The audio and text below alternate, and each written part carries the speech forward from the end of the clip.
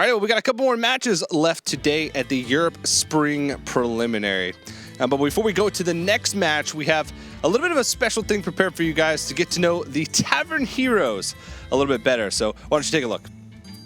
Hello, my name is Tassos. I come from Greece and I am 18 years old. I'm Elia Nerdal. I'm from Bern. I'm a Hearthstone player for the team My Insanity and I'm 24 years old. Yes, I'm Tobias, known as Tobias Raab. I'm from Germany and I'm 21 years old. My name is Jonas Benzati and I'm from Denmark and my battle tag is Robert Jones. Currently I'm studying mathematics at the University of Athens. I'm a software developer from Bern. I stream. I'm a full-time streamer. Right now I'm an 8th semester information studies student. Playing this Tavern Hero tournament was really exciting. The event was amazing. There were lots of people having fun in the side events as well. Right when I qualified, I just wanted to scream, but I had another player playing right next to me, so it's like, okay, I need to calm down, wait a bit. Today in the Tavern Hero tournament, it was a really chill area. We have a great VIP location only for the pro players. Overall, so far, I'm quite happy with my success here. People were partying with me after that.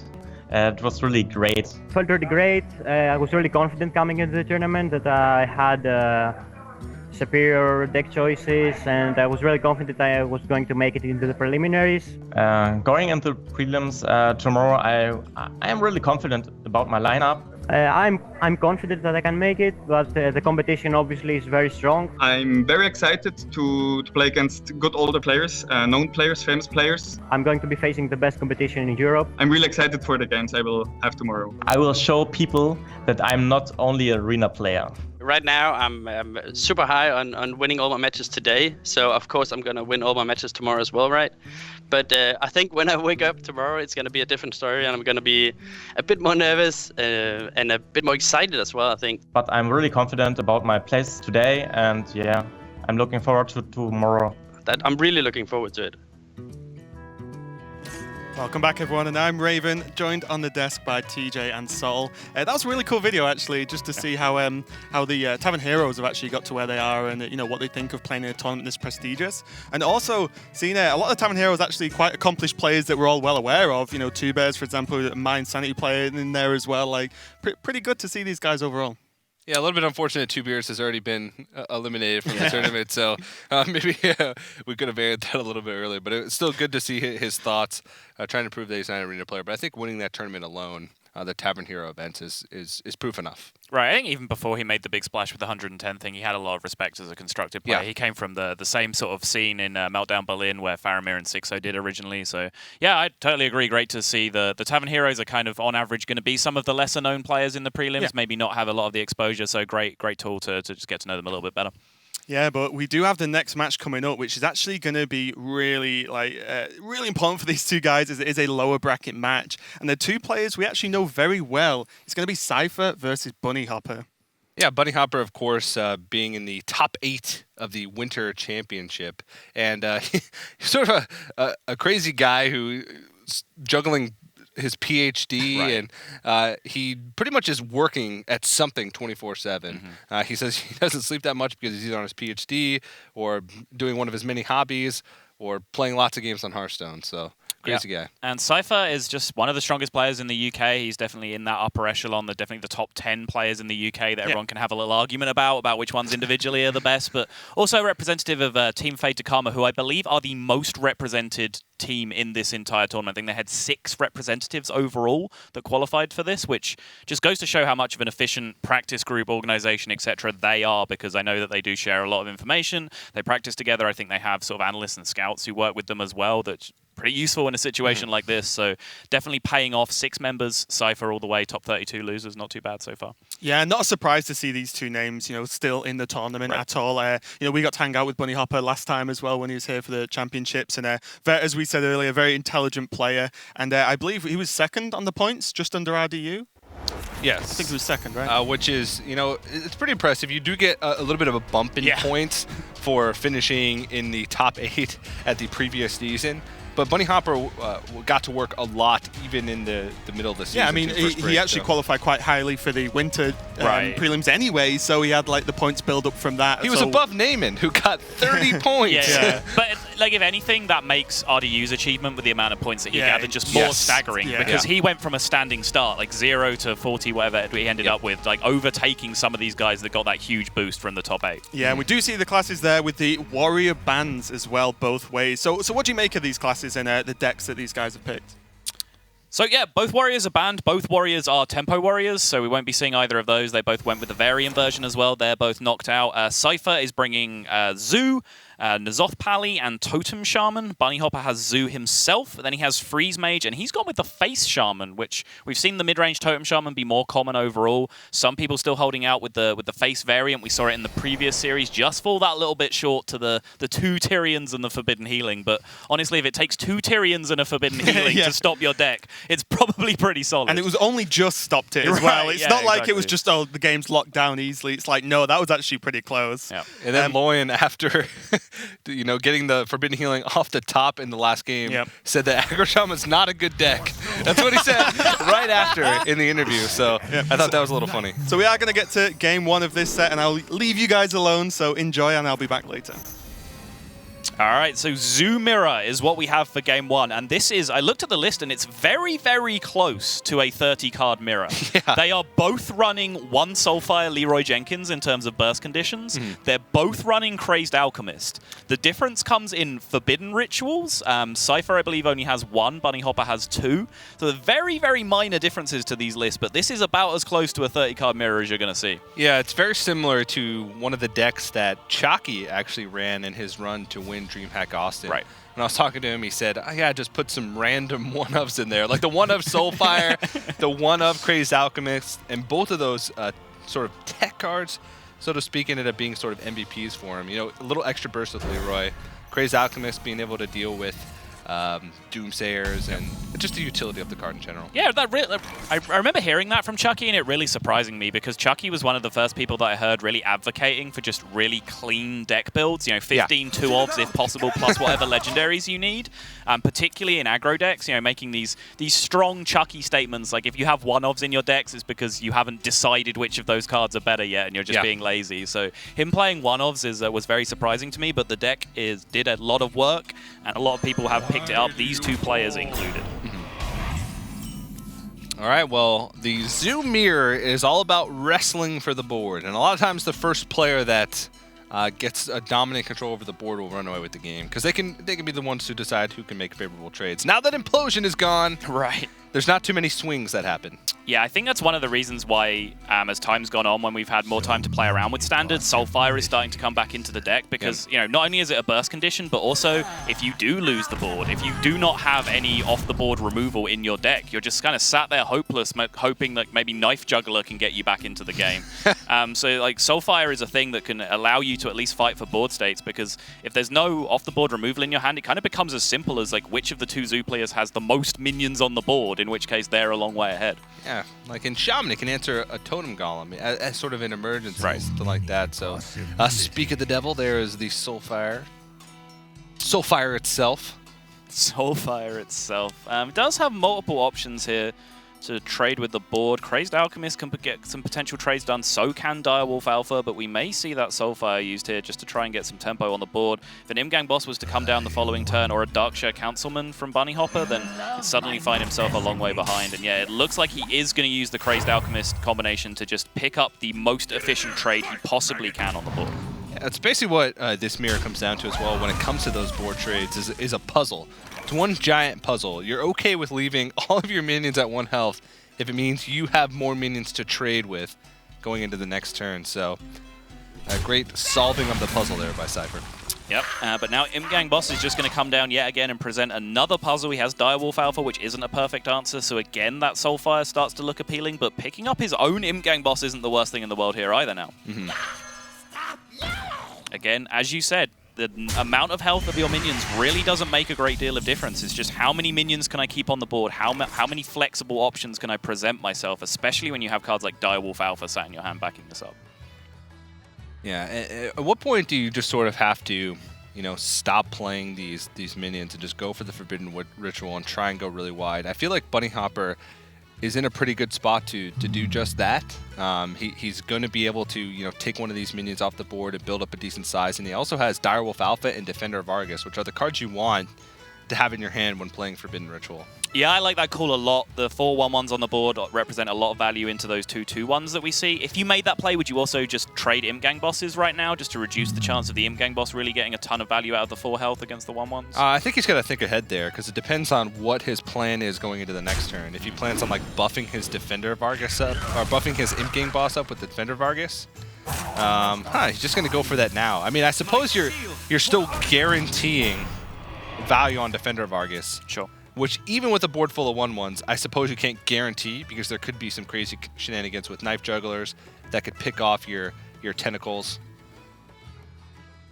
Man, sometimes I wonder if someone stumbles upon a Hearthstone stream and just listens to one blurb and they come across, man, some crazy things can happen with this juggler where he picks off all of his tentacles. That's one of those one-liners Wait, what is this game? What am I watching right now? Not something that you want to show anybody that you're introducing to Hearthstone, but funny nonetheless. Chose to take the risk with the juggler sequencing there. Could have hit the Imgang boss and given up an extra 1/1. But he was just hoping to get those extra snipes on possibly the 2/3, which was the target that was going to be left on the board. And now this is the first really kind of overwhelming position of the game. 4 minions versus 1 minion. As we've mentioned, no real way back onto the board very quickly for Zoo in terms of dealing with your opponent's minions at the same time while developing. So again, that Forbidden Ritual is a nice way to get a lot of targets on the board that's hard for your opponent to deal with. But now there's a Knife Juggler in play. Yeah. Now you're finding yourself in a much poorer position once the tentacles are out on the board to find a way to come back in the game going into your next turn. And Cipher's good. He's got a Soulfire as well, and he most likely will be able to empty his hand going into the next turn and play a Soulfire. Yeah, the Zoo deck is so low curve now that his chances of drawing a 3-drop or lower on the next turn to be able to dump his hand are just so very, very high. So yeah, the Soulfire could get a ton of work done on the following turn and almost make an irreversible board stay. It would take something like a huge Sea Giant swing. It's one of the few ways back if your opponent does have 4 or 5 minions over you. You just get a huge Sea Giant, maybe get an Argus down on it, and they're forced to trade into it with a lot of minions if they don't pick up PO. But that really is Dream Street at that point. If you lose the board too much in this mirror, it's just lights out, honestly. Yeah, and look at that. Perfect draw. But yeah, the 2 options for Bunnyhoppor last turn both had merit. The play that he made, and also just killing off the Knife Juggler, as bad as it feels, a buffed up Knife Juggler back to its original state of a 3/2. Yep. With the Defender of Argus and playing the Forbidden Ritual and hoping that enough stick around to where you can Direwolf Alpha buff the next turn. But this, I guess, is sort of a little bit more proactive on the board, but there's a potential for him to be quite punished here, depending on how these juggles fall. It just depends on the ordering. Yeah, this turn's a little bit awkward, right? Because you want to dump your hand and then Soulfire the Imgang boss. That's the turn that you want to play out, but that involves throwing 2 knives first that might end up hitting that Imgang boss beforehand, not only decreasing the value of your Soulfire, but also just creating a bunch of 1/1s on the board. So he may even feel like he can take the risk. He's so far ahead that he can just Soulfire the Imgang boss first, discard one of these cards, and then go from there. The other player is just to become Gul'dan. He's achieved the full Zoo mastery and has actually become one with Gul'dan because of it. Yeah. And it looks like the turn's going to rope out, so maybe Cipher is suffering from a slight disconnect. Hopefully we'll get a verdict on that pretty shortly there. But still a tough turn nonetheless. Yeah, I'm sure this will get tidied up pretty quickly. Bunnyhoppor, from his perspective, will probably be wondering what's going on here, looking for information. He's doing the right thing here. There's nothing to say that he cannot continue playing. If the admins were to rule that Cipher gets back in and the game continues, there's no reason why he should put himself at a disadvantage for something that's not his fault. So he's doing absolutely the right thing here just by playing out his turn. But there we go. There is the sign of the full disconnect. Yeah. A little unfortunate, but nothing we could do about that. Exactly the right call, but. Yeah, I mean, that was pretty much playing out how most Zoo mirrors play out. You just sort of go with the flow, clear the board, one player takes control, and usually takes control of the game. Cipher was faced with an awkward situation there with the Soulfire, and he did have a decent amount of board presence, but I wouldn't say that game was in completely his favor going to that turn. He still had an empty hand. Yeah, I think Cipher was ahead, but this is exactly the point, and the reason for the ruling that we have is that you know we could sit and have a debate about who was ahead, and we can talk about percentages, but the rules say unless you have direct lethal on the board or in your hand that it can't be avoided, then it is a regame, and we've just received the word that in this situation, because that is the case, there will in fact be a regame, and it's just a fair balance. You know, you can have a panel of people assessing things, but that still brings in subjective opinions. So even if people might not like the rule exactly and have suffered a loss because of it, it's there for a reason, and that's to make things objective and have no way to argue with it. The rule is there, you comply to it. Make it consistent across the board as well. So these players are going to get back into the game. We still have to wait for Cipher to come back, so it is going to be a regame. It is going to be probably about 5 minutes before we jump into that next game. I guess we could talk about the rest of their lineups. Sure. Of course, all the deck lists are public. All players have been given access so that no player gets a sort of an unfair advantage or an advantage by either being played on stream or off stream, having to sort of ask your friends. We heard Osaka like last he was trying to ask his friends what the opponents are playing. This makes it a really even playing field. So they have similar decks, but there are some differences, notably with their Shaman decks. Yeah, so they both have the Zoo, which is almost a 30-card mirror. The Tempo Warriors that are both banned, they were almost a 30-card mirror as well when I looked at them. But as you said, the differences are in the other two decks. The choice of Shaman, Cipher has gone with the mid-range Totem Shaman, based on Loyan's deck and updated from 6.0 and through there. That's the build that we've seen has been the most popular during this tournament so far. Whereas Bunnyhoppor has chosen to go with the less popular Face Shaman that we've seen just a little sprinkling of, as well as in the last series. So that's one of the big differences. The other big difference is hopefully a matchup that I get to see line up against each other, because it's a matchup I'm really interested in. It's Enzoth Paladin with double Rag, Fire Rag, and Light Rag against Freeze Mage, the fast version with Forgotten Torches. Yeah, a lot of debate. We were actually debating about it earlier too with some of the casters. I think Raven was there about who's favored in that matchup. And a lot of people say Mage is favored. All they have to do is wait for till they have a 30 damage burst combo and throw it all in one turn. But you said something different. I did, yeah. Okay. I mean, that was my opinion as well, but it was based off a small sample size of games on ladder. What I heard from talking to Crane was that him and Laughing tested it extensively and found that the Paladin was actually favored over their games. And that was two very, very high-level players playing the respective decks, playing them close to optimally. And it came out at the point where Paladin was something like 55 to 60% favored if they had Ragnaros Firelord in their deck. That's the crucial point. That card swings the matchup enormously. Yeah, you can't freeze Ragnaros. No. At least not as effect. You just Blood Mage Fireball ping it or something, and then your Blood Mage is gone, and you can't really do the OTK unless you have the most insane hand of all time. But yeah, there you go. And Paladins will give you time, right? But they're not going to give you forever. If some of those burn spells that are crucial to that 30 damage combo are in the bottom 5 to 10 cards of your deck, Paladins could still pressure. They do run a lot of strong minions. Tyrion Forging, Karen Bloodhoof, which are also very hard to remove off the board. So they can mount some pressure, while not nearly as much as mid-range decks or even some other control decks. They can still apply some pressure. Yeah, and that's the crucial thing with the matchups against Freeze Mage. A lot of people think, oh, this deck has a ton of healing in it. It's probably favored against Freeze Mage. Healing is not what's important. What's important is pressure. You need to be able to pressure them out the game and stop them just doing whatever they want. The deck, Freeze Mage, in the Torch form, has 54 damage in it. That's not counting Alexstrasza. That's not counting spell damage. That's not counting pings. It just has 54 raw damage of spells in it, and it's capable of doing almost all of that in one turn if they get the right hand. So healing does not stop the deck. You need to pressure them. There are some decks also that just do better against Paladin Freeze Mage, like Reno Malagos Freeze Mage, because the combo's more consistent, and if they do manage to pressure you, if you're a mage against an Azoth Paladin, you bring yourself back up to 30. It's going to take them a long time to bring you back down to 0 to 1 again. So there are some crazy things with that can swing the matchup in the mage's favor. And while we wait for this game to happen, it'll just be a few more minutes before we jump into the game between Cipher and Bunnyhoppor. We're actually going to throw it over to Dan and company, who have some surprises for us.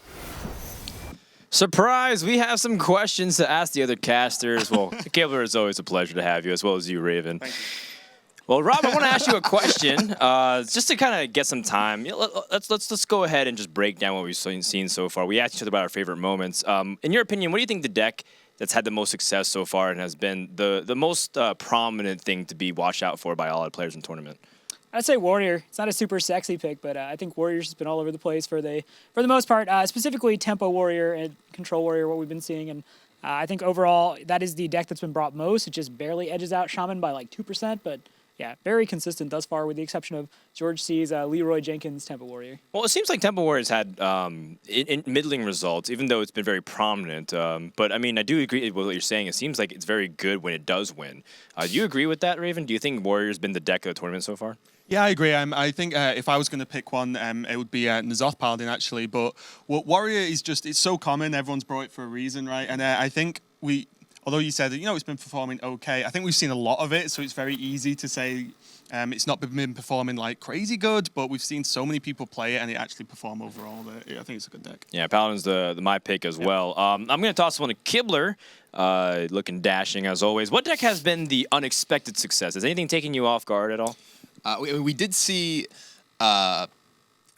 Jackie Chan win with that like crazy Wisps of the Old Gods, Yogg Surround, all this crazy stuff going on in his Druid deck. Certainly wasn't something that I was expecting to see in this tournament. It was something I was very happy to see.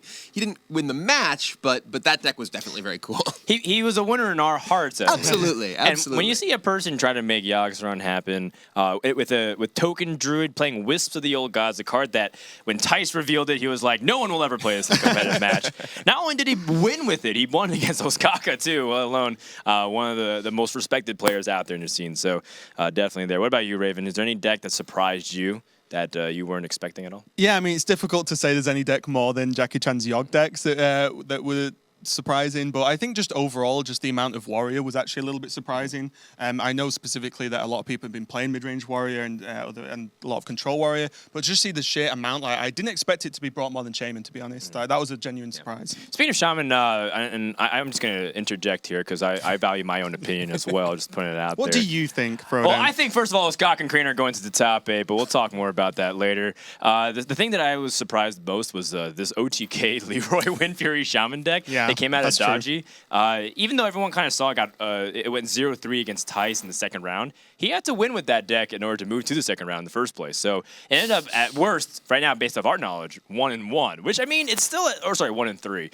but it still ended up being a deck that was able to move through to the round, and that's something that we weren't really expecting. People usually play Leroy Windfury more as like a highlight reel more than anything else. But I think that's pretty cool. I think it's a testament to show that people can come with surprises, and I think that's what makes the format really cool.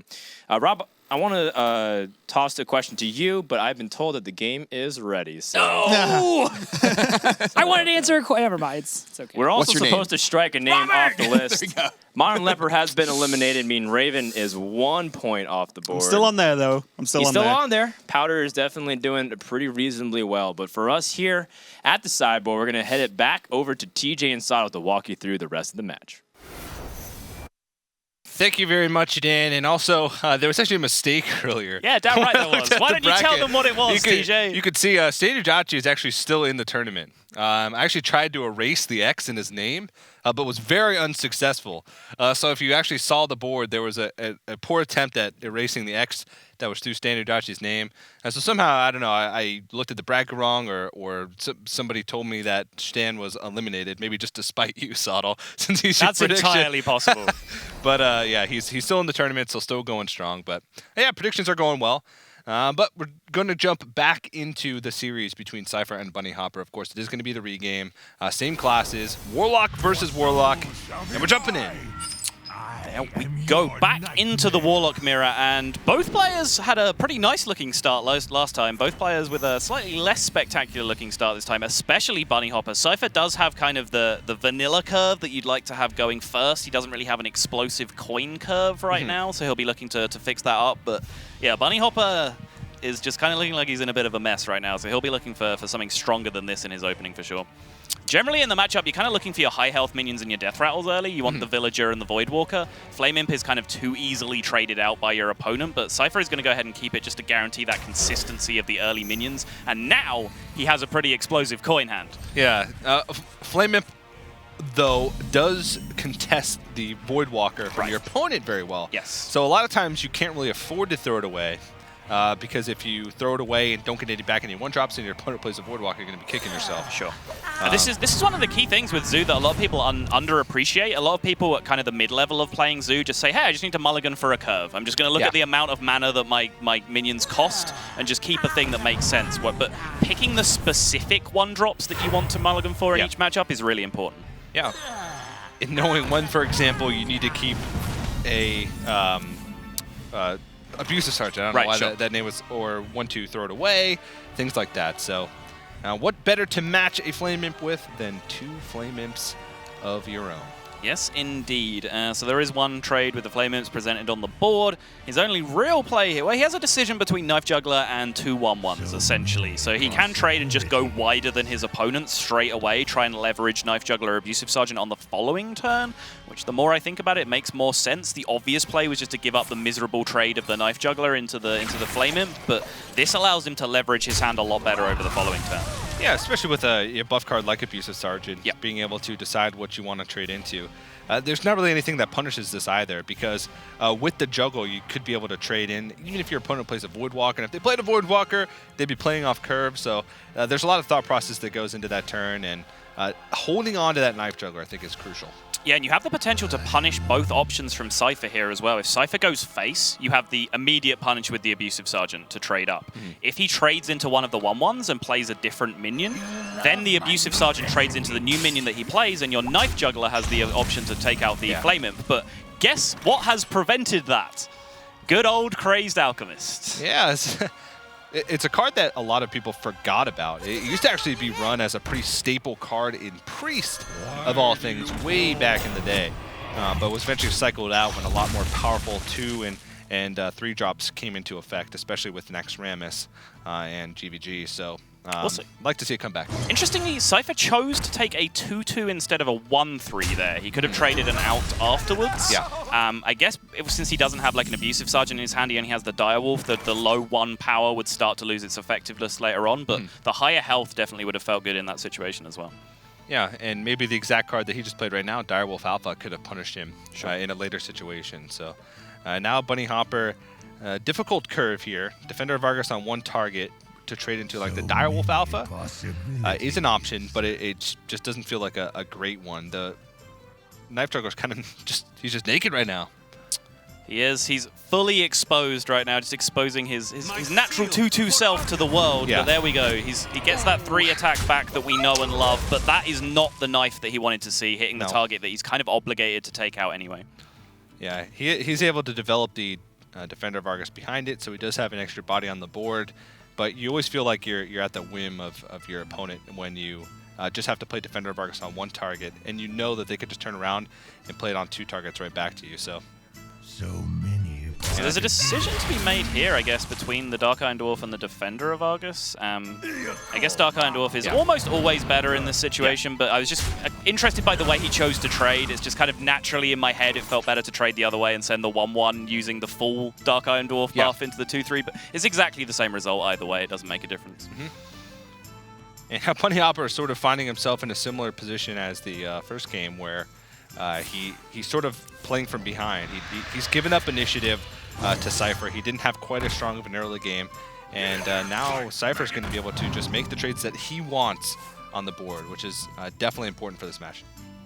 Certainly is. Power Overwhelming is the kind of card that you don't mind too much picking up now. You know, you're still ahead on board, you still have options in your hand to leverage that, so keeping Power Overwhelmings or gathering things like Power Overwhelming in your hand to be able to deal with future turns is not a bad resource. Dark Peddler, fantastic, picks him up more resources for the board in the form of Voidwalker. He's able to just pick off this board in just about any way he would like to, and this is quickly falling back into the pattern of the previous game, which, you know, honestly is nice to see, because perfect world, we would have never had the disconnect, and it's starting to resemble that we never had the disconnect. This is a very similar situation. Yeah.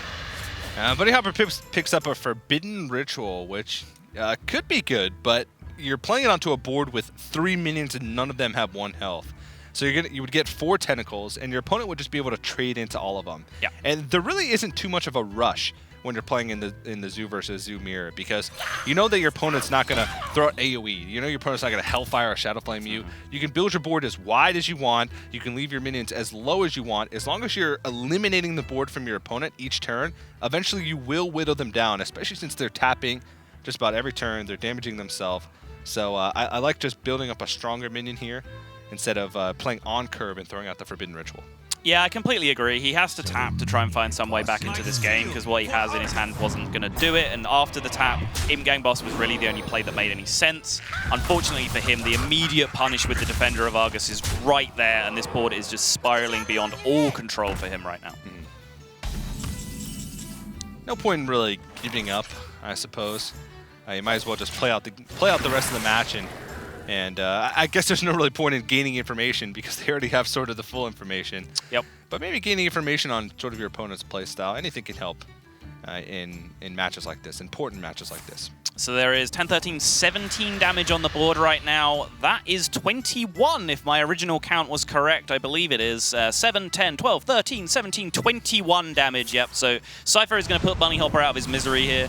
He didn't really get a foothold in either of those Zoo mirrors that we saw, or the 1.5 Zoo mirrors that we saw at least. And justice prevails. Cipher picks up the win that it looked like he was going to get anyway. Yeah, very good match. Sort of refreshing to see Zoo Warlock after so much Reno that we've seen today. Yeah. I think we saw, 2 Zoo Warlocks on stream and maybe 4 or 5?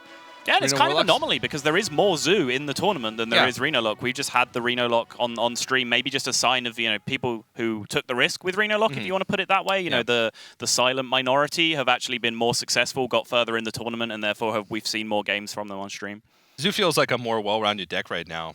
Zoo has been notorious, at least since Standard came out, for being a deck that doesn't have any fantastic matchups, but really just doesn't have many poor matchups either. Right, it's almost filling that spot that mid-range Druid left behind, right? Where it's kind of 45 to 55 against the field, and just you can win any given matchup on any given day. Yeah, it just so happens that unlike mid-range Druid, Warlock actually also has archetypes that are good. Yes. Whereas Druid, unless you were feeling bold, unless you were Jackie Chan, right?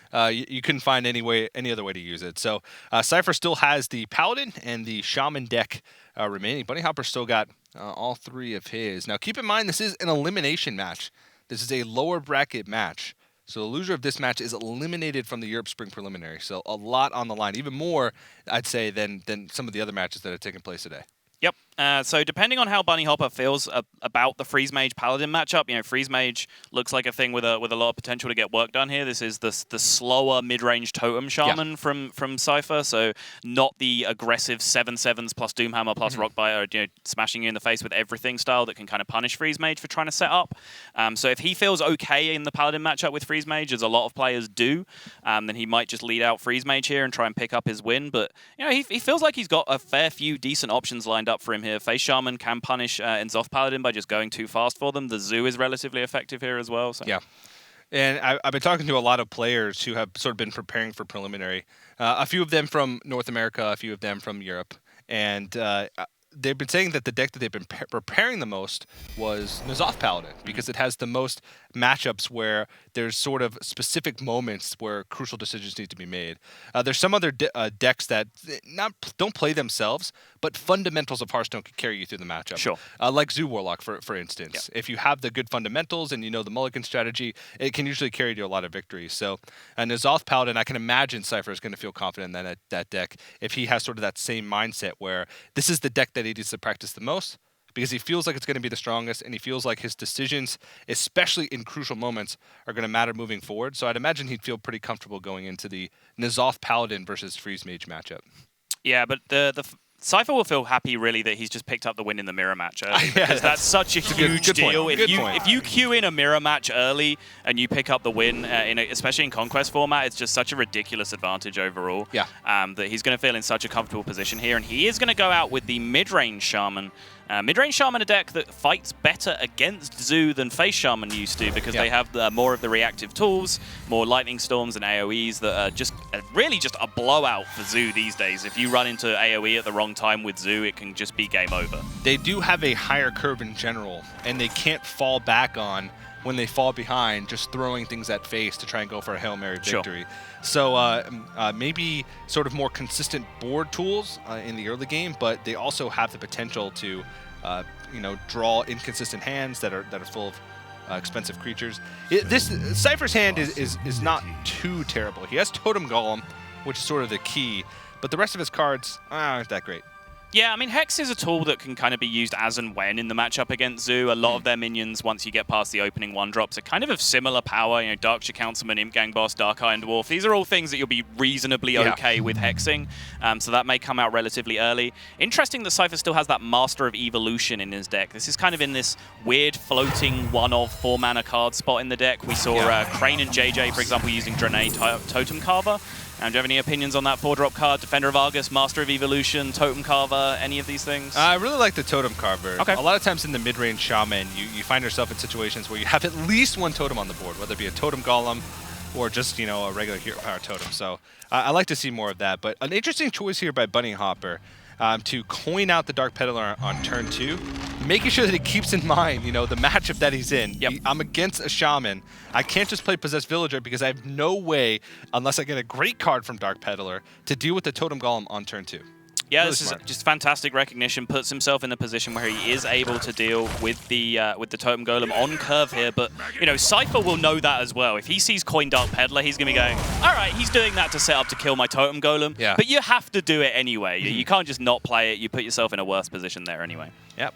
Well, a little out of order here for Cipher. I'm sure he would wish he'd drawn into that on turn 1. Instead of drawing it now on turn 3, but it still sort of matches the board. But is it worth it? You're playing off curve. You have a thing from below in your hand.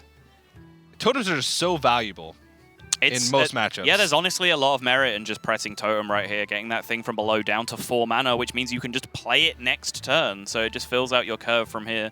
The upside of the Tunnel Trog is, of course, as you can see on the board, it contests this 2-1 Abusive Sergeant very, very well. Yeah. Of course, the fact that Abusive Sergeant is the card that's on the board, you've just seen an Abusive Sergeant being used, which removes some of the chances of it being able to be traded into efficiently. Yeah, you're going into turn 3, so your opponent could play a Direwolf Alpha or another Abusive Sergeant, but they couldn't play Dark Iron Dwarf, they couldn't play Defender of Argus, so he just decides to go ahead and Totem. I'm definitely okay with this.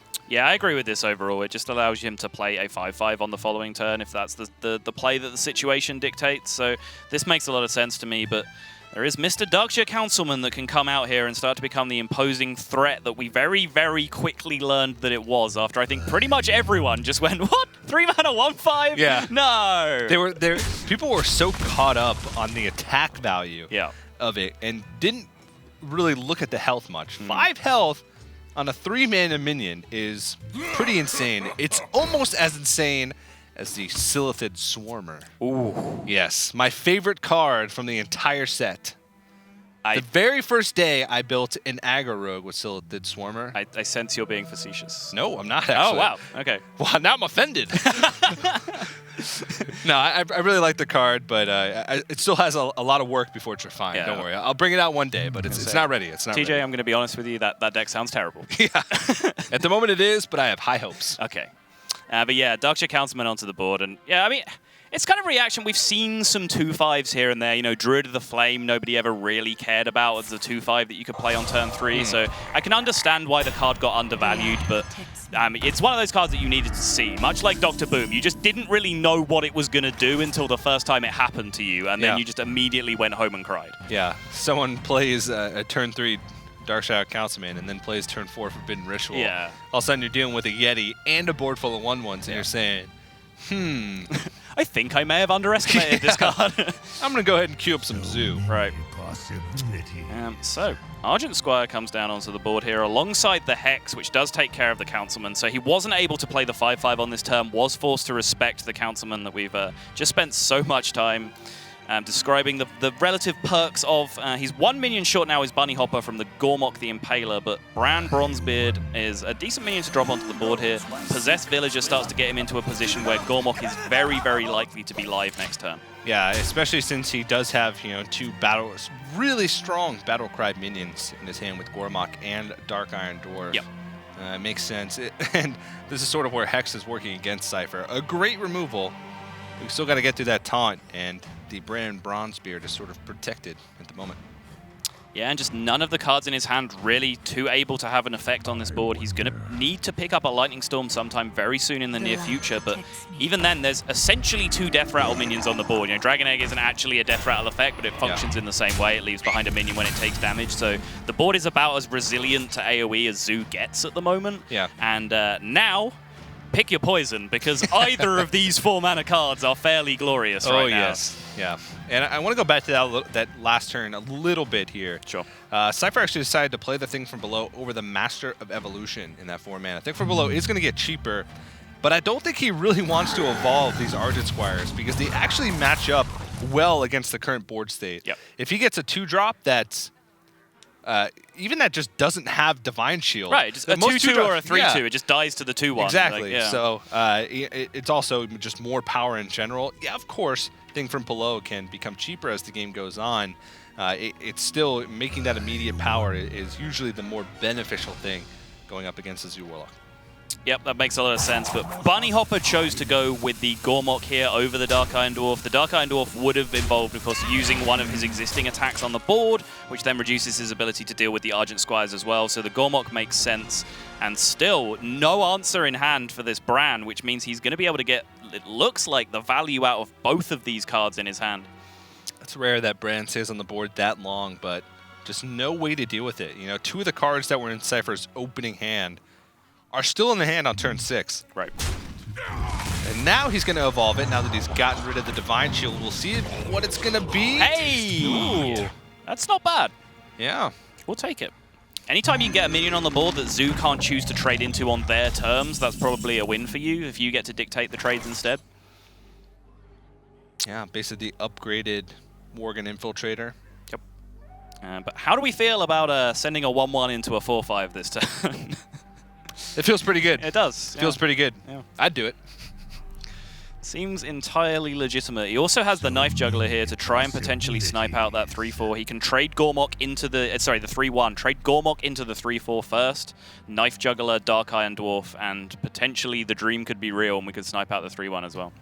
Yeah, this is potentially an incredibly strong turn from Bunnyhoppor, which was preceded by many other incredibly strong turns by Bunnyhoppor. We're seeing how this matchup can go if the Totem Shaman has a few turns that with sort of a lapse in solid minions. Yep, so it looks like that is the play that's going to happen. Nails down the sequencing. Where does this knife go? This is going to be hugely important. Goes to face. Okay, so the 3/1 is now free on the board to attack as he sees fit. Bran is still the high priority target that it always was, so I expect it to go into there. But still, just none of the cards that help him back onto the board. He's just not picking up that Lightning Storm at any point so far. Yeah, Tuskar Totemic can provide some really sort of swingy minions. Totem Golem would help him wrestle back control of the board. Mana Tide Totem could help him get to that Lightning Storm a little bit faster, but he could also get like a Spell Power Totem without any spells in his hand, so it could be inconsequential. Right. It's a tough turn because the Thunderbuff value, and even though you're not getting immediate value from being able to play a totem this turn, it's still just the strongest minion that you have to play on the board that could match up against an increasingly bigger board by Bunnyhoppor. Yeah, so I'm just looking at Cypher's list now, and he does only play the 1 Lightning Storm, which is going to be an issue in this matchup. He does play 2 Fire Elementals in the deck, which would have been useful to draw at some point. He hasn't been able to hit one so far, would have given him some leverage. And yeah, the Doomhammer would have been nice for some board control a couple of turns ago, but now he's getting into the position where he doesn't really have the life to trade with Doomhammer into these large minions, so may have missed the boat here, and it may come down to whether he can just pick up that 1 Lightning Storm that is in the deck. Yeah. And interesting, Cypher decides to take out the Knife Juggler, feels more threatened by that than the threat of Bran Bronzebeard, which is pretty interesting. There's Power Overwhelming number 1. Yeah. How much damage is in play right now? There is 8, 10, so that is 14, 18, 22 damage if he takes the second Power Overwhelming right now, I believe. Well, that's pretty close. It's about as close as you can get, actually. If only you could do 22.5 damage. Yeah, but just going to decide to trade here. There's really no rush. You realize your opponent would have played Lightning Storm if they had it. Lightning Storm doesn't punish you too much because they would have to roll a Spell Power Totem first, and you'd still get something back from that Dragon Egg. So Bunnyhoppor looks like he's going to go for a closeout on this game pretty soon, but a Stone Cold Totem could put an end to that. Yeah, Taunt Totem's kind of a big deal here. He has the healing totem now that he can use to leverage a trade into the Peddler that's just been played. So now Bran would go into the 2-2. We'd have 6, 10, 14, 18 damage here from hand. So still not quite enough. And now the Thunder Bluff kind of represents a resource that maybe needs to be dealt with as well if you're Bunnyhoppor. But we see a third Power Overwhelming come into hand. So we now have 6, 10, 14, 18, 22 again. It's pretty close. That's pretty close, yeah. Let's just repeat the exact things that we said the last time we counted. Yeah, 22. yeah. Just run the tape of the last turn. We're good. Yeah, so again, Flame Juggler is a card that Cypher's just drawn into way too late here. It would have been something that would have been nice to fight for resources on the early turns, but he's just going to use Power Overwhelmings just for outright board control here, it looks like. And this is kind of strong recognition from Bunnyhoppor, honestly, because I think most people, after being 1 or 2 damage off lethal for a couple of turns, would just be thinking, okay, I just have to wait, I just have to be patient, I just have to get the job done, throw this damage at face.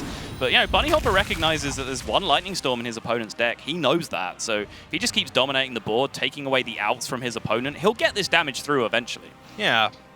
And a Hex picked up for Cypher, which isn't very helpful at the moment.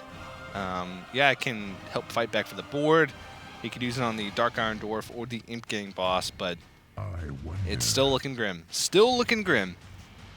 Yeah, I think you're far enough behind here that if you're gonna hex one of these targets, you probably hex the Imp Gang boss, because you're probably losing this game unless you draw your Lightning Storm at some point. Tier 1 so right, get rid of the Imp Gang boss and just hope that you can get the 3 damage you need on the Dark Iron Dwarf with the Lightning Storm when you draw it. And he does pick off one of the minions with 1 health with the Flame Juggler, so a little bit less damage being represented on board. Still a little bit short of lethal for Bunnyhoppor. Tap into Power Overwhelming number 4? No, okay. Is there a natural Power Overwhelming left? I think there is. There is a natural PO left, yeah. So yeah, Knife Juggler is able to get some stuff going here with the minions in his hand as well as the Possessed Villager if he wants to pop that. But now he will be thinking about Lightning Storm, but you know, only to a certain extent because his opponent's hand is empty and it's kind of hard to be brave. It's kind of easy to be brave and decide not to play around cards when your opponent has no cards in their hand. Well, a lot of time it's correct. I mean, playing too safe can be a downfall just as much as playing too risky. Can be a downfall. Feral Spirits can buy Cypher a little bit more time. Yeah, it's just yet another card that if he'd have picked up in the early turns, he would have been able to leverage into some sort of board position for this board, but he's just picked all this stuff up too late. You know, even if the Fire Elementals start to come out now, they're just not going to do enough. He just really, really needs this Lightning Storm. The one thing this Ferals does do is just buy him some time to try and get to that Lightning Storm. Yeah, drawing cards in the wrong order is something that you have to take into account when you're building your deck. Yeah. You know, we haven't seen Fire Elemental, but a lot of players have been cutting Fire Elemental out of mid-range Shaman. I'd say that most of the mid-range Shamans that are in the Europe Spring Preliminary don't have Fire Elemental. Yeah, I'm not sure. I haven't watched every game that's been broadcast. Sometimes I've been researching upcoming games and things. I don't think we've seen a Fire Elemental played so far in mid-range Shaman. There may have been some players who had it in their deck that didn't draw it. It's a small sample size of the total amount of matches that have happened today, but even browsing the deck lists yesterday, even this morning, I didn't see many players with Fire Elemental, so... that Bran has been on the board for so long, I just completely forgot it was a Bran, and then the Argus came down, and I was like, oh yeah, that thing's still alive. Like, that has got some work done this game. Yeah, Dark Peddler, Warmok, Dark Iron Dwarf, now a Defender of Argus, all been given value. There he is. Speak of the devil. Hello, Fire Elemental. So this can finally give Cypher some revenge on that Bran that's been tormenting him for the entire game. But with 10 damage staring straight back at him and a Power Overwhelming and a Soulfire in the hand of Bunnyhoppor, not even the Stoneclaw Totem is going to be enough to save him here. Yeah, but it's been a long time coming, and Bunnyhoppor picks up a little bit of extra damage just as the cherry on top. Bunnyhoppor is going to tie up the series 1-1. Now both players have taken the win with those Zoo Warlocks. Yep, so Zoo 100% win rate in this series at least, and I believe in every series that we've seen on stream, it has a 100% win rate. So. You know, except for, well, there was a Zoo mirror, so one Zoo has to win, one Zoo has to lose. It doesn't even have a 100% win rate in the series. That's a very, very solid point, TJ. Yeah. Oh well. But Cypher still has Shaman left. Bunnyhoppor has Shaman left. then of course that Freeze Mage and N'Zoth matchup. Then I'm actually, as much as people joke about control versus control and how it's just people passing turns up until the mage gets 30 damage, I'm excited to see that matchup because there's a lot that goes into it. Yeah, I think it's kind of taken the place of the old Freeze Mage versus Reno Lock matchup in the pre-standard meta.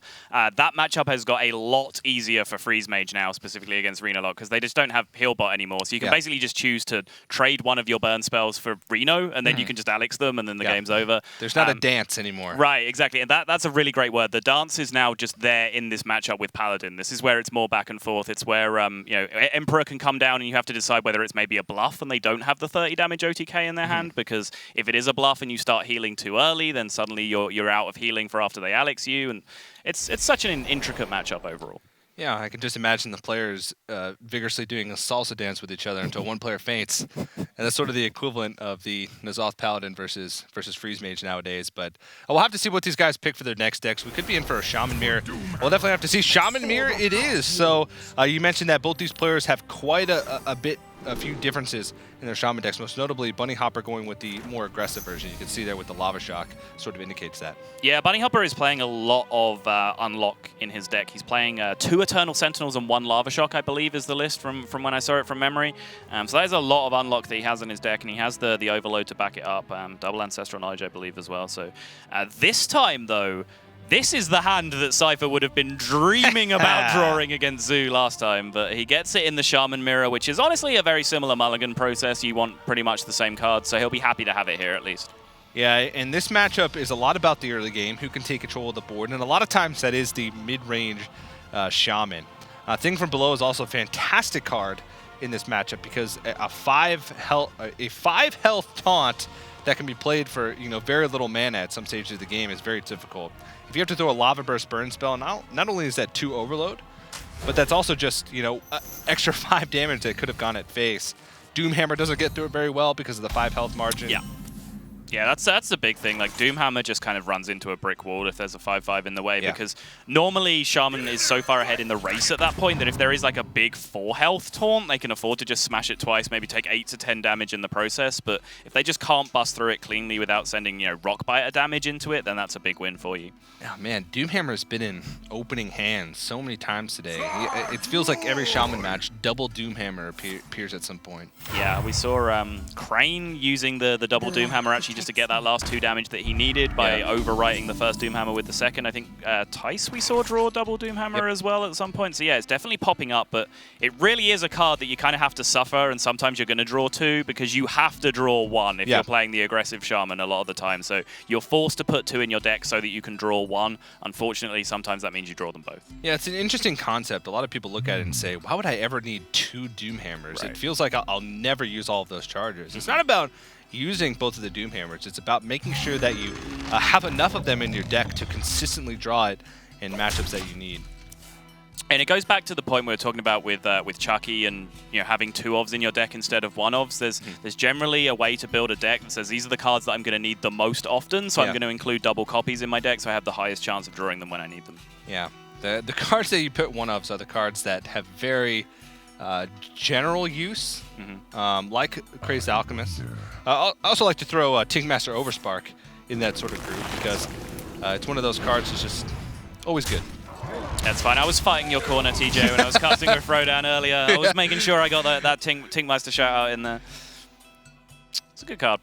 Yeah. But there we go. Funnily enough, just straight away, we see the mid-range Totem Shaman just ahead on board against the aggro Shaman, was just able to get the quicker start despite not having the consistency of all the extra early minions, although the early minion package is more or less the same. Argent Squire, Totem Golem, Feral Spirits, all the same things are in both decks. So it's very, very possible that you are able to just outcompete them on the board, and that is exactly what's happened here for Cipher.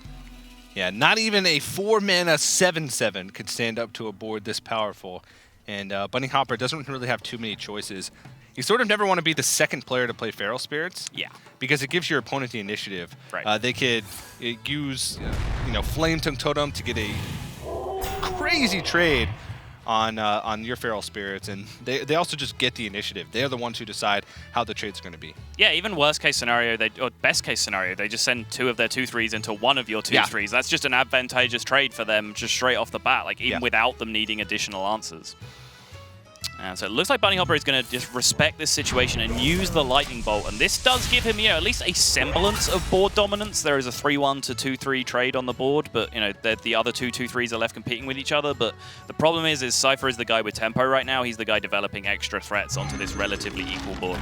And despite Bunnyhoppor having so many un-overload mechanics, there's none in his hand right now, and he's going into the next turn 5, with only 2 mana available. So he could Flame Tongue Totem, which would give him a reasonable trade onto the Feral Spirit. But this attack really makes sense, I think, from Cipher. Yeah, that's a really high-level attack as well. Just respecting what Flame Tongue Totem would do to him right now, because he'd essentially be forced to hex it. Because if he didn't, then the Flame Tongue Totem would mean that this Spirit Wolf would eat up his Spirit Wolf and the Totem Golem in the process. So that is a really, really disciplined attack there to put the damage onto the Spirit Wolf in advance. All right, well, here's an interesting tech card. Morgan Infiltrator in Aggro Shaman. It's a card that's appeared in many aggro decks in the past. It appeared in Face Hunter for a long time. Still does. It appeared in some aggro Paladin lists as well for consistency of 1-drops. Does it make sense in Aggro Shaman, though? This is the card that I put in my deck when I was building, the first few days when I decided to try and build Face Shaman. I was like, okay, I need a replacement for Leper Gnome. Worgen Infiltrator was the card that immediately leapt out to me. But it just very, very quickly became apparent that you end up playing a Flame Tongue list a lot of the time, in which case Argent Squire just seems so much better overall because of the value trades it can take when you do decide you need to trade. I can understand Worgen Infiltrator in the list because it does essentially also play very well with Flame Tongue Totem itself, but more for going face than for picking up efficient trades. Yeah. You can get it to stick on the board and then Flame Tongue it on a following turn, which is exactly what we're going to see here trading into the Totem Golem.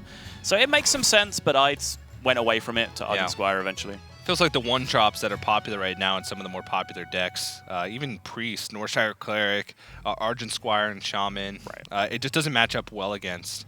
Even if you look at Possessed Villager or Voidwalker, it doesn't even match up well against those. So, where Argent Squire does trade up to those, even with Flame Tongue Totem. Yep. So, it's an interesting card, but it does do that guaranteed 2 damage, which might be what Bunnyhoppor's looking for in this aggressive of a Shaman list. Yeah, we saw the SK guys bring in the idea of Gilblin Stalker into the deck just before Standard came out, in tournaments just before they were running Gilblin Stalker for kind of much the same effect. Just get that deck guaranteed target on board that you can then leverage with Flame Tongue. Difference being Gilblin Stalker actually had a pool of health that it could use to trade with Flame Tongue Totem. Whereas Worgen Infiltrator is kind of purely a face card. That is where that card is going to go most of the time. Gilblin Stalker used to be run in Priest decks, I remember. It was like, I think it was around the next Rammus time, just to get a guaranteed target for Velen's Chosen. Right. Which was super interesting, but it worked. It was pretty effective. That was one of the times when Priest was at its strongest. Yep, so pretty perfect answers here from Cipher. He's going to have to make the decision again between Totem and dropping a minion. Just chooses to play on curve with the Totem again, reduces the cost of that thing from below even further, continues to draw with the Manatide Totem, and he is in pretty comfortable control of this matchup. But 7-7 number 2 might have something to say about the situation. Yeah, but I was going to say, maybe Doomhammer's the right call, if only because that Manatide Totem's starting to sort of wreak havoc. And when you do play that Flame with Faceless, you don't want to have to use that damage to go face. And he didn't want to have to use Lava Shock there, because if he'd used Flame with Faceless, he would have floated 2 extra mana. And he didn't want to just throw a Lava Shock at the face. Yep. Just to, be able to, like, totem up or something after it, so... Yeah, it makes a lot of sense. Cipher going to roll the Totem here first, means he can play Flame Juggler, Argent Squire, and Thing from Below all this turn. And we've talked already about how annoying this Thing from Below is when you have a Doomhammer up. It's just such a horrible thing to try and find a way to trade into efficiently. Yeah. I mean, Rockbiter is just about the cleanest way, but you still have to take 5 damage, and you still have to use that extra 5 damage attack to take it out, so... Not an easy card to deal with. Lava Burst is usually the cleanest way, but he doesn't have one. And right now, like, the cleanest way that he has to deal with it is Totem up, hope that it's a Spell Power Totem, then Lava Shock, then attack into it. Nope. gets the 1/1. So this collection of even numbers of damage that he can deal out right now is just not able to deal with the 5/5. Spell Power Totem would have been lovely. Lightning Bolt would have been good enough just to at least break the tie, get the Argent Horse Rider through, but he's just going to go ahead and commit 7/7 here, but second Hex has appeared in time to be able to deal with the second Flame Wreath Faceless, and his Doomhammer has appeared as well, which means that, again, the mid-range Shaman is just the one that's been able to be so much more aggressive this turn in terms of board development, and now he has the burst damage to back it up as well. Yeah. And he's going to start to push for a closeout on this game, and Bunnyhoppor's chances of finding comeback in this game are getting a very, very slim. I don't think he has a chance. Yeah. That's not going to do it somehow. Yep, and he goes ahead and concedes, and that means Cipher takes a 2-1 lead. He's one game away from securing this series and moving further into the lower bracket. He certainly is, and the deck that he has left now is that N'Zoth Paladin, which means if Bunnyhoppor is going to win the series, we are going to see that Freeze Mage matchup happen. Yeah. It just has to. Has to, yeah. We may not see it if Cipher is able just to pick out game 1 here with the N'Zoth Paladin, deciding what Bunnyhoppor wants to go with. He may just want to go with the Shaman, just hope that it just runs over the slow Paladin deck, just they don't pick up enough of the taunt and healing cards that they need. But it does mean that if Bunnyhoppor holds any illusion, then there is going to be that dance that you talked about. It is going to happen. Yeah, very true. And we saw just how powerful the maximum potential of the Paladin deck is against the Aggro Shaman when they get that turn 10 Forbidden Healing. Bring themselves back up to just about full health. But we've also very much so seen the power of Aggro Shaman when it gets a decent start against some of these control decks throughout the past, I don't know how many months. So, you know, the double Rock Biter on the Doomhammer is always a threat that sticks in the back of your mind when you're playing these control decks. So it's all about, for the N'Zoth Paladin, you know, if Bunnyhoppor throws out the Aggro Shaman first, it's all about... Nope. Oh, nope. Okay, we're going right into it.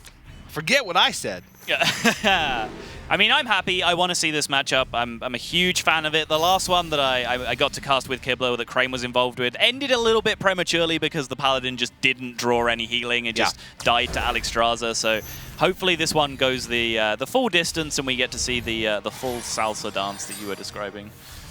Vigorous salsa dancing? Vigorous salsa dancing, That's sorry. correct. Didn't give it its full justice. Until one player faints. Yeah, real-life fatigue. Mm-hmm. Yeah. And afterwards, they have to have a real-life salsa dance battle. Wow. Nah, actually, I don't want to see that. Ignore that. I don't think anyone does. Novice Engineer is in hand, so he does have the early cycle. Novice into Arcane Intellect is exactly what you need in the early turns here as the Frege Mage. You are trying to assemble that big hand of cards to eventually jam an Emperor on. One of the ways you can end up losing this matchup pretty horribly is if Emperor is just kind of your 29th or 30th card in the deck as Freeze Mage, then you have to kind of find an alternate way to try and beat out all the healing that they managed to draw as the Paladin.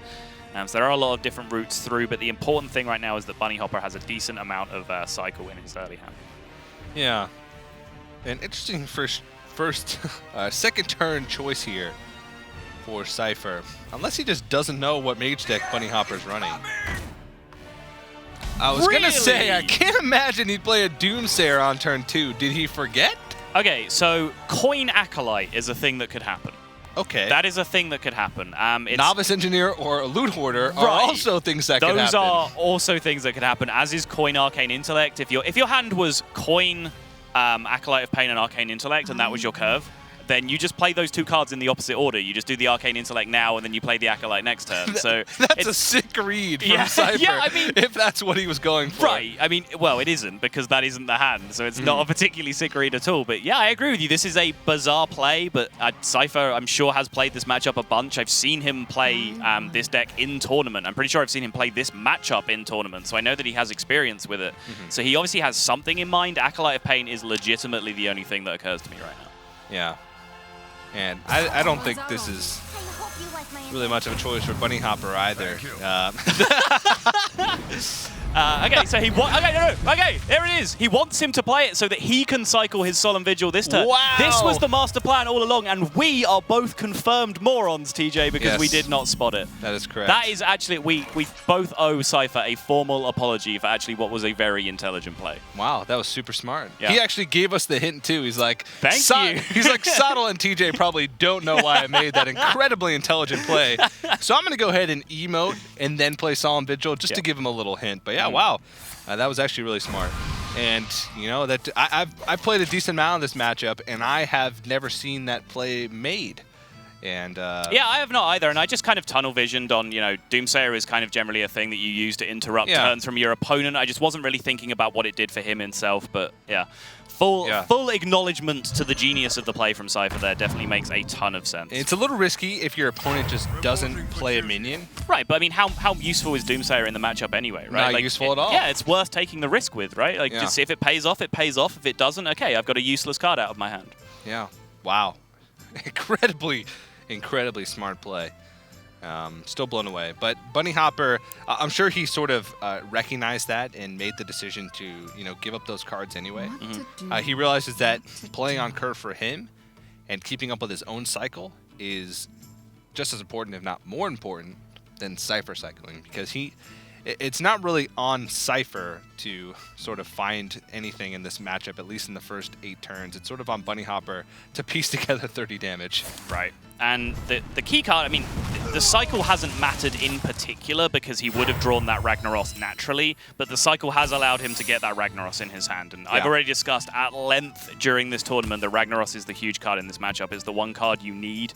It's a card that you would probably keep in your opening hand as the Paladin because it's that good in the matchup. So the fact that he has that now secure, ready to go for turn 8 means that his pressure is kind of locked up this game. He's going to try and rely on Rag to be his pressure card or just force resources out of the Mage's hand to deal with it. Yeah, and you talked about the importance of the Ragnaros, even going so far as to tell me earlier that sometimes you can even mulligan for Ragnaros. If you see it in your hand against Freeze Mage, you know it's a Freeze Mage and you know what type of Freeze Mage it is. Keeping Ragnaros can sometimes be the correct play just because it's so crucial in the matchup. Right. I mean, like, regardless of how you mulligan with this deck, you are going to end up pressing hero power a lot for turns 2 through 7. Like, you don't get a curve of smooth minions that you can pressure with. So the most important thing is that your pressure starts on turn 8 with the best pressure card in your deck, which is Ragnaros. So keeping it in the mulligan is actually a very sensible choice a lot of the time, I think. Yeah. Ragnaros, the Fire Lord. Yes. Just so we're clear. Yeah, it does need specifying. I'm still pushing for Happy Rag and Angry Rag. That's my nomenclature of choice. Yeah. Well, Cipher throws out the thank you once again. Bunnyhopper's not having any of it, though. Yeah, I guess he's just appreciating the extra card that he's picked up off the Acolyte here with the Loot Hoarder. Just throwing out a few choice emotes where he can. Picks up Forbidden Healing number 2, so his hand is stacked up and ready to go. He does beat the strategy of burning out over several turns because of the 2 Forbidden Healings, and now he also potentially beats the strategy of trying to assemble all the damage in your hand because he has potential pressure both on the board right now with just a decent looking amount of pressure and that Rag to back it up.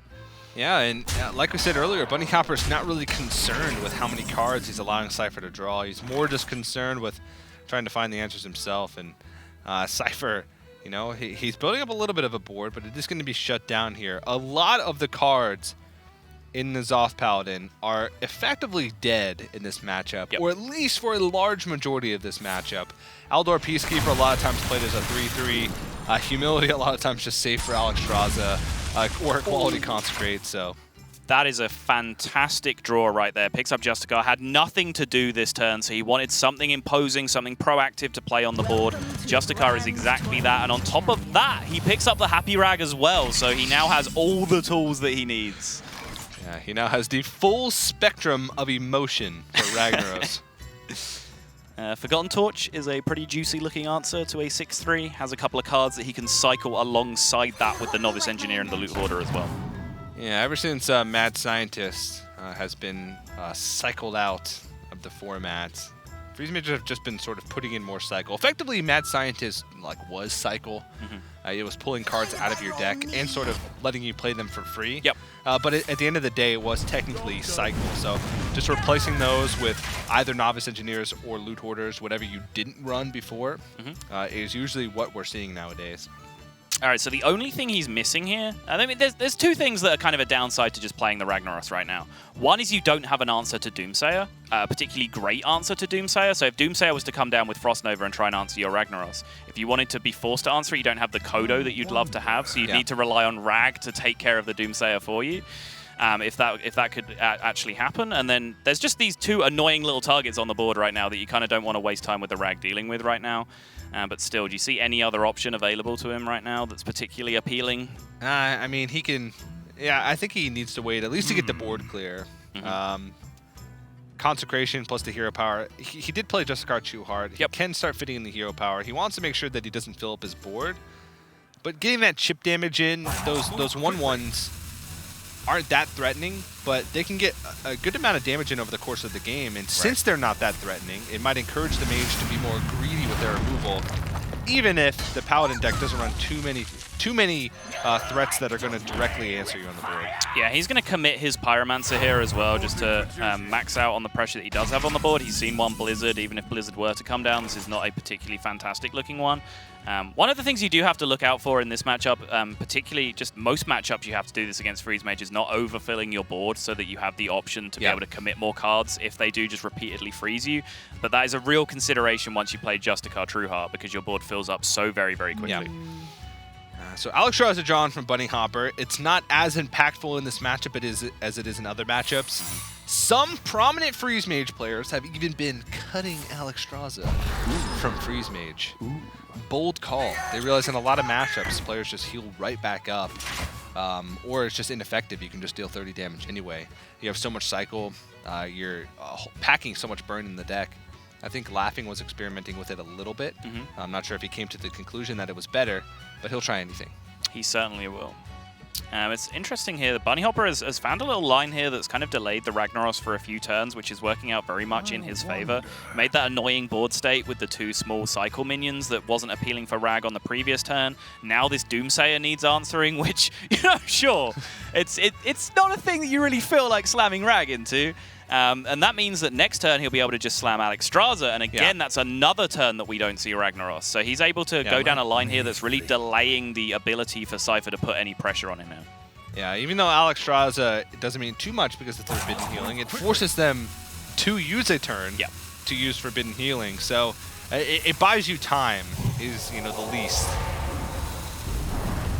See, he's going to choose to Equality here, reset the state of the board, and we have passed a turn here where nothing happened. There was a 3-2 and 2 1/1s on the board, and now there's a 3-3 and 2 1/1s on the board. A few inconsequential cards were used, but after that, pretty much nothing. And Sunburn picked up for Bunnyhoppor. He's got double Frostbolt, double Ice Lance at the moment, but still a lot more left in his deck. Yes, that's 14 damage that he has with the spells, 18 if he were to pick up Blood Mage, not anywhere close to approaching the OTK potential, so he is going to have to find a little bit more than this. So the Alexstrasza makes sense. Just ask the initial question. This is like the opening jab here. It's like, okay, this is a test. Do you have the healing? And the answer is a resounding yes from Cipher. I am, in fact, going to just jam the Ragnaros Light Lord onto this board, and this is a persistent source of healing now, which, much like Ragnaros Fire Lord, requires an answer from your opponent, which, with a Doomsayer already used, might mean throwing Burnout. It's also an 8/8. Yep. I remember when the card was first announced, a lot of players thought that you, like Angry Rag, you just wouldn't be able to attack with it. It would just sit on the board and heal stuff. But I guess Happy Rag likes to attack more than Angry Rag. They both like to deal 8 damage. Yeah, they both like going face for 8 damage. They just do it in different ways. Yeah. Interesting line, he chose to completely eliminate the 1/8 Alexstrasza, and that meant that he put damage on one of his own minions through the trade, and he was then forced to Forbidden Healing it in order to gain the healing from the Ragnaros guaranteed to his own face. I kind of suspect he just would have been better off just ignoring the Alexstrasza and keeping the second Forbidden Healing in his hand. I suppose you really only need one Forbidden Healing. Yeah, sure. 40 points of healing at the end of the game sort of becomes redundant, and a lot of the times just the Alexstrasza is all you need, or the first set of burn if they're desperate and trying to set up for a desperate 2-turn lethal. Yep. But nonetheless, maybe it would have been better just to hold on to it. All right, I mean, that is about the best you can do right now, is just turn this situation into a 50-50. But at this point, Cipher doesn't really care. I mean, he's at 24. 24 is kind of chill. There is a Fireball, Frostbolt, double Ice Lance in hand. So that is already kind of too much mana to play with a Blood Mage. So it's not going to be threatening any lethal. He hasn't seen an Emperor yet, so he knows even if his face doesn't get healed here, he cannot die. This is outside the range of Freeze Mage from hand under any circumstances. Yeah. Well, that ping ends up paying off. I mean, I guess it's not that big of a deal since Bunnyhoppor is just under so much pressure. But he is piecing together a lot of burn. 26 damage total in the hand over the course of 2 turns? Yep, sounds about right. 12 from Fireballs, 6 from Frostbolts. That's 18, 22, 26 damage, yeah. Plus, he can fit 2 pings in there if he wants, right? There's enough mana to spread that out, so 28 total. But unfortunately, there is a persistent source of 8 healing on the board. There is a source of 2 healing from the True Silver, and there is Forbidden Healing number 2, which honestly, I feel like Cipher turned face up on the turn where he used the first one to heal the Outdoor Peacekeeper, so Bunnyhoppor will be expecting that card to be in hand as well. Well, Bunnyhoppor does have to sort of work with the hand that he has. Yeah. And he might think that his only option is to... nope. I was going to say, hope that Cipher doesn't have the second Forbidden Healing and just go for that, lethal over the few turns. Ping one of the minions, try and get the healing to go on that, but he decides to go for the long play. And he knows that Roaring Torch is going face at some point in the game. Yep. So with 3 extra mana, he might as well just throw it at the face while he can. Absolutely, but Cipher here has all the options for healing in the world. He now knows that if he does not heal with Forbidden Healing, there's no way he can get himself above 21 unless he wins the Ragnaros Lightlord roll. 21 is the magic number when Emperor has not been used against Freeze Mage. That's Blood Mage, Fireball, Frostbolt, Ice Lance, the maximum damage that he can possibly do in 1 turn. So he will probably be forced to use the Forbidden Healing here just to respect that potential 1 outer from Bunnyhoppor of him losing the game. Yeah. All right. Well, let me see if he comes to that same conclusion.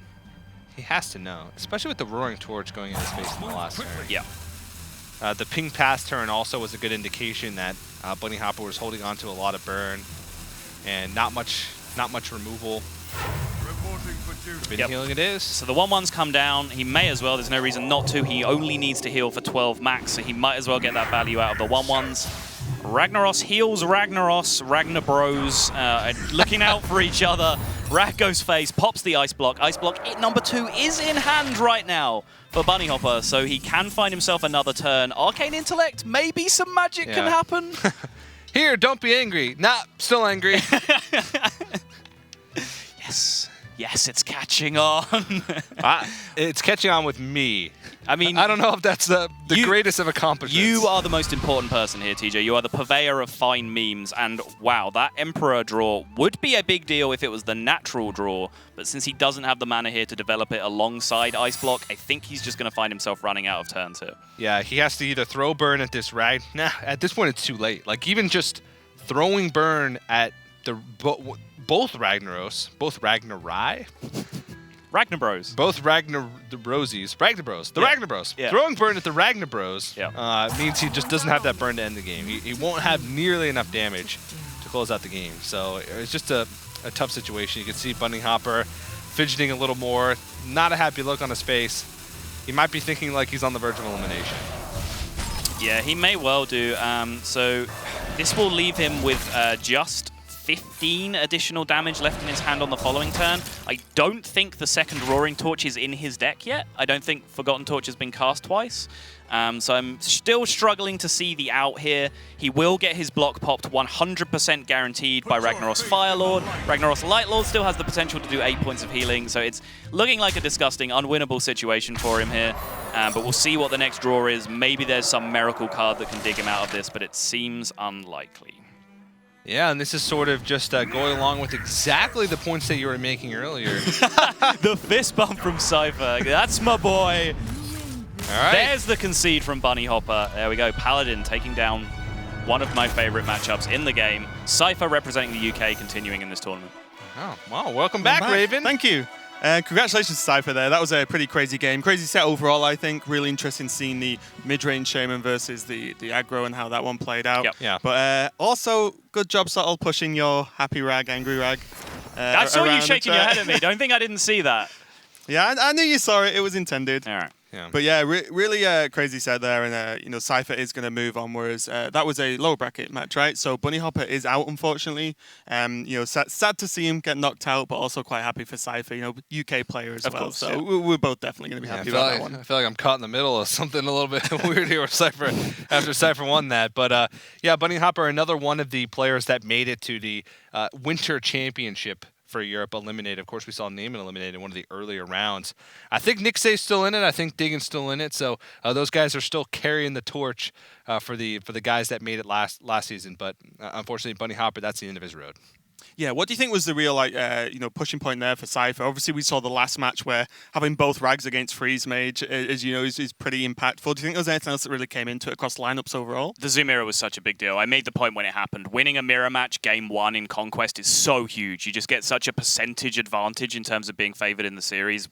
With most lineups, the rest of the decks have to line up pretty horribly for that to go wrong from that point. So the Zoo Mirror, we had the little issues with the disconnect, but it came out pretty much the same way it was going to go the first time. Yeah. Very, very happy that it did, and that just turned out to be a really important moment in the series. Yeah, mid-range Shaman, I think, has a decent matchup against aggro Shaman, too. A lot of players are saying that mid-range Shaman is the stronger version. We even heard Loyan, he's sort of biased because he was one of the people that helped create the current version of mid-range Shaman.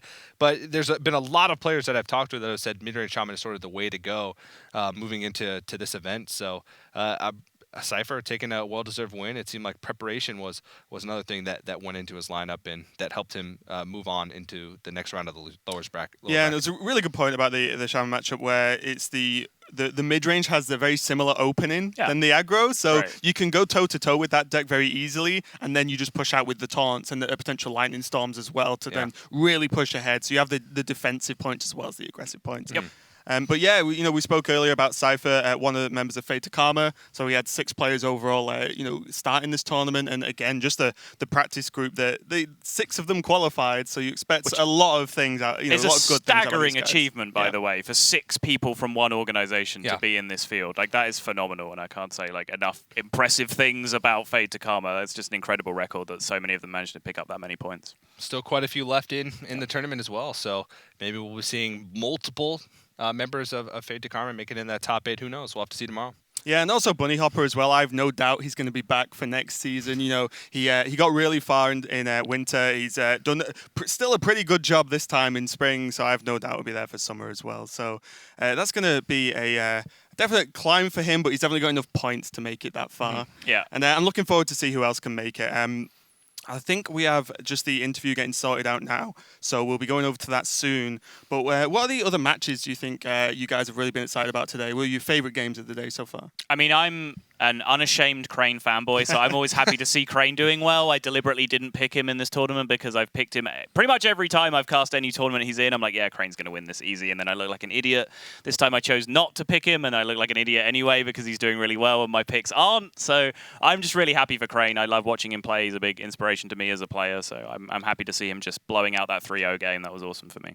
Yeah, sort of speaking of returning players from Winter, I was really excited to see Tars play. After the whole Summoning Stone Druid victory, I was excited to see some of the crazy things that he was going to pull out.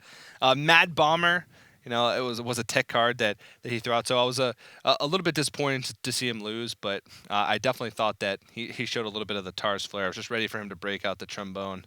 Fortunately, that didn't happen. But I was ready for it nonetheless. Maybe next time. Maybe next time. I think we should bring him on at some point just to do it on stream. Yeah. Just come out with it. Why not? I think everyone quite enjoyed it when he did it last time.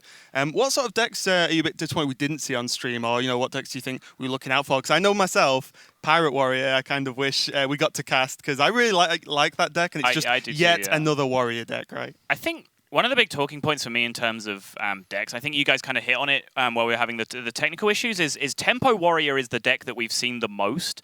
But I think from the players that I was talking to before this, I think a lot of people predicted a Warrior meta in this tournament. Yep. And therefore a lot of people are bringing a strategy where if they're allowing their opponent's Warriors to get through, they have a lineup that counters that. So we've seen a lot of Warrior being played, but we've also seen a lot of Warrior losing because people have lineups built to counter specifically that Tempo Warrior deck that's turned out to be such a huge threat in the meta. So I was interested and hoping to see that deck make a big splash in the tournament, but it's gone the other way and the meta has kind of gone against it. Where's all the control warrior, man? Like we've seen. That's a good point, actually. Yeah. Pretty much all of the warrior that we've seen today has been tempo, and I'm just waiting for someone to bring out the control. Even George C brought out some weird variation of Leroy Jenkins. I'm just like, I just want to see some tank up. I never thought I'd say that, and I know a lot of people are like, tank up, but it's kind of boring. But we wouldn't be seeing many mirror matchups because there's not many control warrior, and I think control warrior is in a pretty good spot against a lot of decks. We haven't seen much Rogue either. Rogue's been a deck that's been banned a lot, and if you're going to ban Rogue, I think Control Warrior is a great pick because Rogue's one of the weaker decks, and it's one of the things that's scaring people away from playing that deck.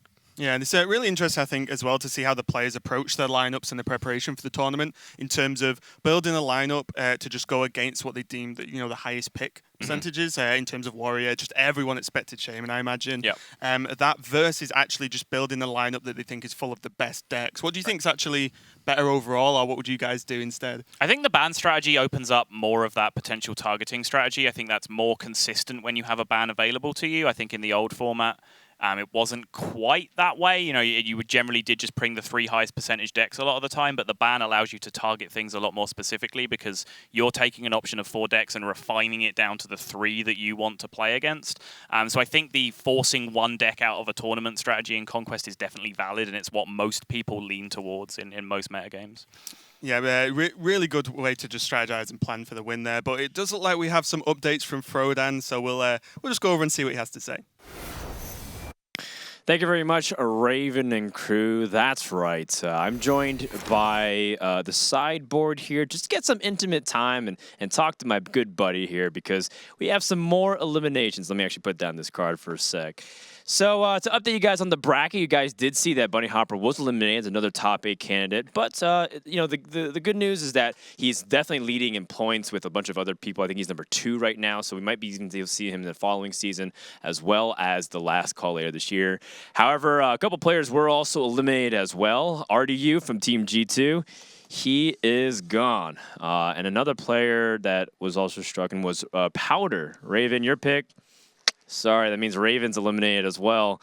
Now, here's a really tough thing. Brian Kibler's not actually here, but Kalento and Stam Sivka are still alive, but they're playing tomorrow, I believe, in the lower bracket. So we're going to have to see a face-off between these 2 players.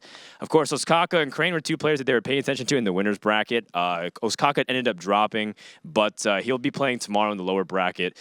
Good news for Crane and Tice fans, though. Both of them are still very much alive, and they're going to be playing in winners round 6, which means if they win one more, they're guaranteed a top 8 spot for the spring season. We've had a lot of fun today, and we had some predictions. Make sure you guys are all sending in your predictions and cheering along with us, too, by hashtagging HCT, tweeting us at PlayHearthstone, or go to Facebook.com/Hearthstone. Tomorrow, we find out who is going to be our 8 finalists for the European region, who many consider to be the strongest region currently in Hearthstone. Can they continue to live up to their reputation? We'll find out more tomorrow at 1400 Central European Time. For Frodan and everyone here else from the studios, thank you so much for everybody watching, and we'll see you guys tomorrow.